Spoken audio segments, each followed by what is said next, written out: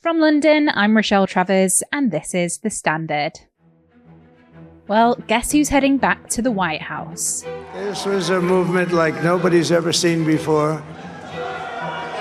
And frankly, this was, I believe, the greatest political movement of all time. There's never been anything like this in this country, and maybe beyond. And I think that we just witnessed the greatest political comeback in the history of the United States of America. Yes, Donald Trump has won the 2024 US election and will become the 47th President of the United States when he's sworn in on the 20th of January.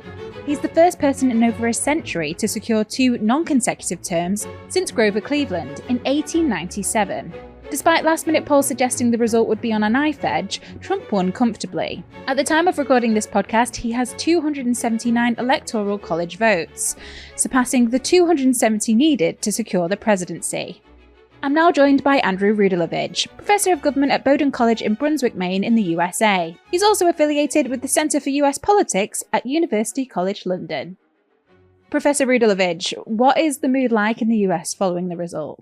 Well, I mean, it's still pretty early here, so hard to tell. Certainly on, Democratic-leaning social media, it's quite despairing. I imagine it is equally triumphant on, Elon Musk's Twitter.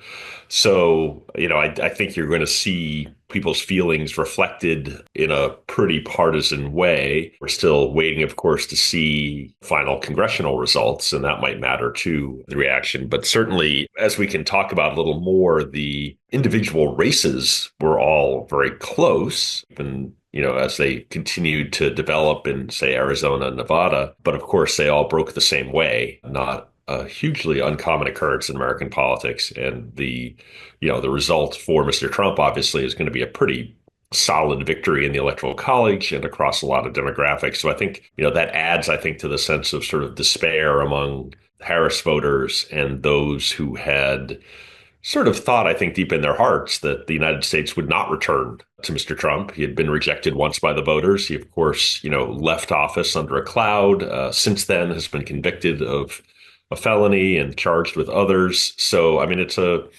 pretty amazing result in some ways, right? To sort of think about the likelihood of that happening if you were, sort of standing outside the courtroom, or for that matter, outside the Capitol on January 6th, 2021. It really is an amazing turn of events. Here in the UK, many of us went to bed last night hearing that the polls were suggesting an incredibly close result, and some even suggesting Kamala Harris had the edge.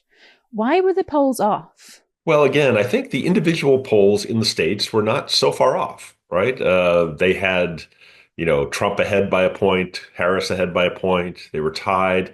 Trump will win a lot of those states by 1 or maybe 2 points. So the polls generally, in the individual states were not outside of their own margin of error, right? Pollsters can only do so much with a limited sample. I think, again, what was misleading was the idea that those states would sort of cancel each other out, that one candidate would win, half of them, the other candidate would win the other half. And indeed, I think, up till, after midnight, certainly in the East Coast of the US, there was still a pretty clear path to victory for Harris by replicating the 2016 map, except with, victory in those so-called blue wall states in Pennsylvania, Michigan, Wisconsin. Now, already, of course, we've seen Pennsylvania fell, Wisconsin as well. Obviously, the blue wall is not very stable when it comes right down to it. Again, the races individually were close. They just broke in the same way. So it, I think, is going to look like a bigger victory in some ways than it is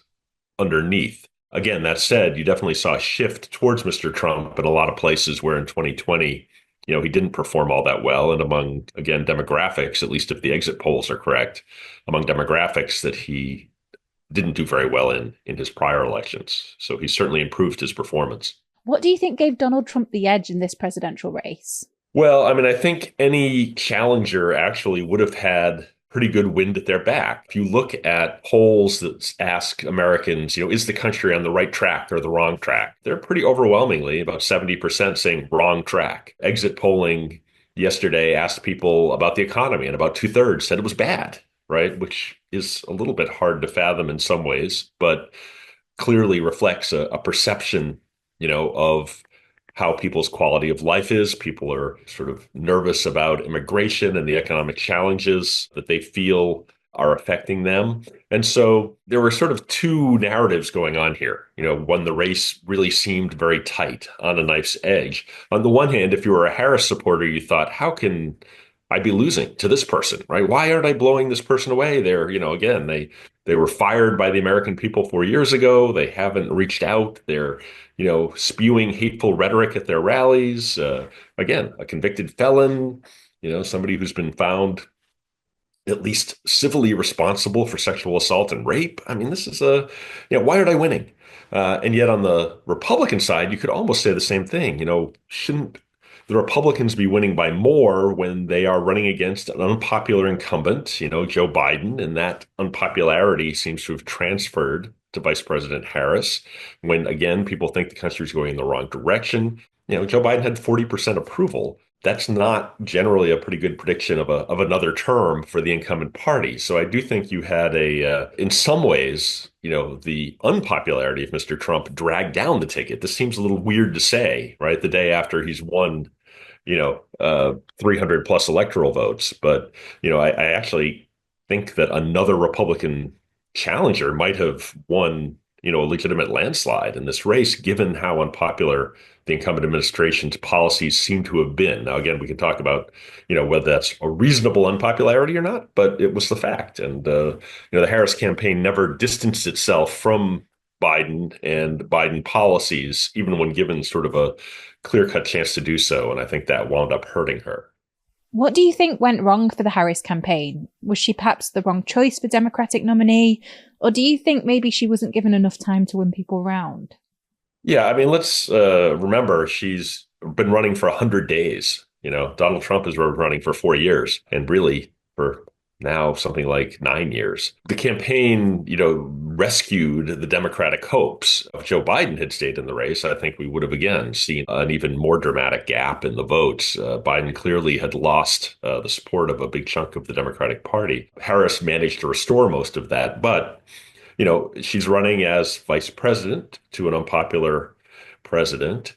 She isn't really known well by the American people, doesn't have a lot of time to introduce herself, right? To come up with new policies that will make her distinctive and to be the candidate of change. Again, in the exit polls, people looking for change voted overwhelmingly for Mr. Trump. So I'm not sure it was a bad campaign. I mean, you could make an argument that, had Joe Biden dropped out, in say 2022, said he's not running again, if you had had an open primary selection process, maybe Vice President Harris wins that process, maybe she doesn't. But I think you would have had a much greater vetting of the candidates and therefore at least a chance to introduce themselves to a broader swath of the American public and therefore not have to do it during the general election campaign itself. So I do think, if you're going to look for a problem in the candidacy, it's that, again, Joe Biden decided he was going to run again.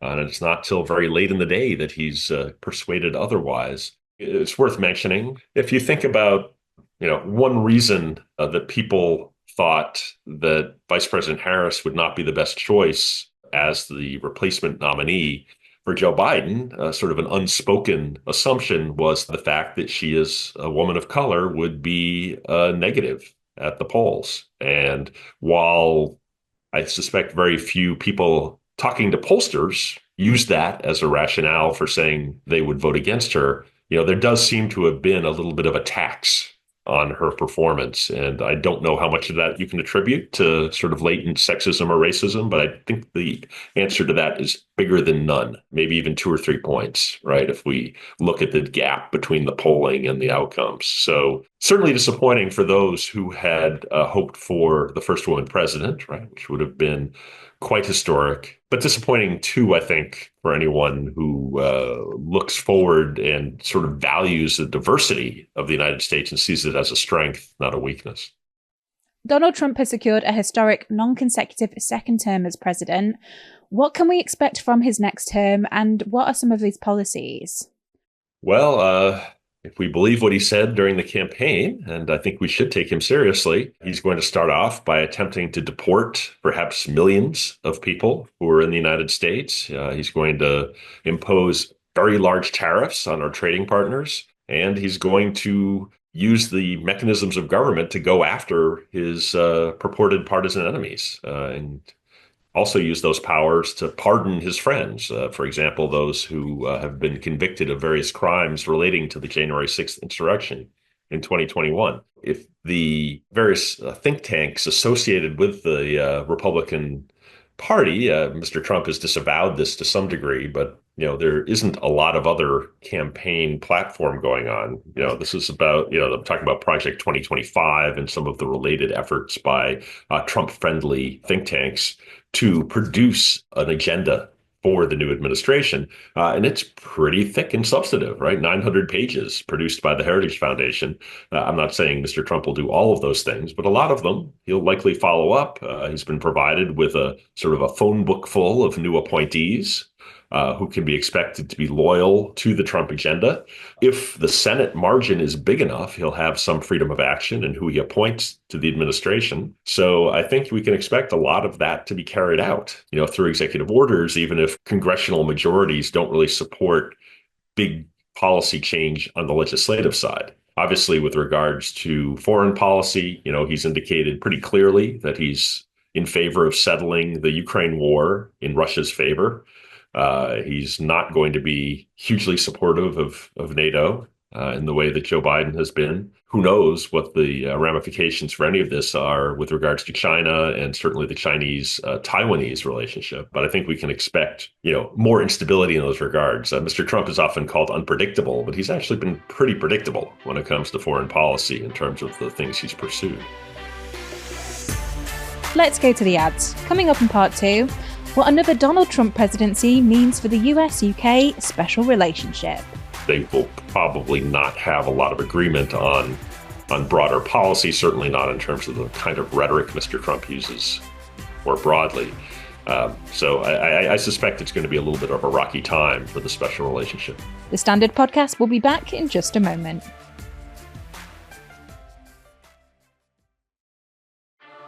Welcome back. Still with me is Andrew Rudalevige, Professor of Government at Bowdoin College in Brunswick, Maine in the USA. And what happens to Trump's criminal and civil cases now that he's been re-elected? Yeah, great question. I mean, he's been very successfully delaying them until the election. And now that he's the presumptive president-elect, it's likely that, those are going to mostly go away. On the federal side, right, he's got the two big cases, the one about classified documents that's sort of in abeyance, and then the criminal charges related to January 6th and to attempts to overturn the 2020 election. As the head of the Justice Department, President Trump in 2025 can basically order that those charges be dismissed.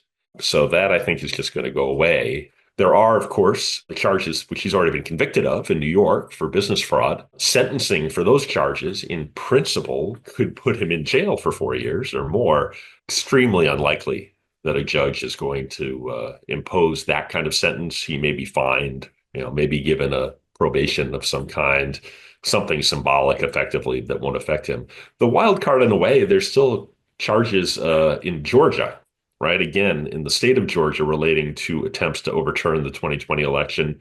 Those have been delayed for various reasons, and it's likely that they will wind up being delayed or maybe even for another 4 years. They may just sort of sit around and wait. But the possibility exists that prosecutor, who is a Democratic official, could try to make some mischief by continuing to move forward. It remains to be seen if the courts in Georgia would allow that. I'm guessing that getting elected to the presidency again is indeed Mr. Trump's get out of jail free card. And of course, we should remember the Supreme Court last summer issued a very sweeping opinion saying that whatever a president does in office effectively cannot be a criminal act, as long as it's related somehow to their official powers. So, in a way, Mr. Trump is really unchecked in a way that prior presidents have not been moving forward. One thing many Brits will be concerned about is where another Trump presidency leaves the UK-US special relationship. We have a new Labour government, some members of which have previously made disparaging comments about him. And recently, Trump was criticising Labour members who went over to the States to volunteer for the Democrats during this US election. What do you think will happen to the special relationship now going forward? Yeah, I heard Keir Starmer on the radio this morning saying nice things about Donald Trump and, pointing out that he had had dinner with him fairly recently. I can't believe that in his heart of hearts, he's very excited about this outcome. Certainly, Mr. Trump's closest ally seems to be Nigel Farage from the UK, who has been showing up at Trump rallies, even while Parliament's in session. Not sure what his constituents think of that in Clacton, but you do have, I think, some hurdles, for the UK government to overcome in order to have sort of a trusting relationship. Again, we don't know who, the new president will appoint to various diplomatic posts, but I think it's people who are unlikely to be that sympathetic with Labour's agenda. Again, to the degree that we are talking about coordinated action with regards to NATO or, for that matter, the Middle East, I think, again, there will be more frictions raised. I think those frictions would have existed even under another conservative government, to be honest, because they're sort of questions of how Trump interprets U.S. interests and strategic behavior. And that's just very different. Boris Johnson, who Trump liked, had very different views, for example, of the proper Western role in the Ukraine-Russian war than Mr. Trump does. So, I think that kind of tension would have arisen. It will be exacerbated somewhat by the fact that it's a Labour government, and they will probably not have a lot of agreement on broader policy, certainly not in terms of the kind of rhetoric Mr. Trump uses more broadly. So I suspect it's going to be a little bit of a rocky time for the special relationship.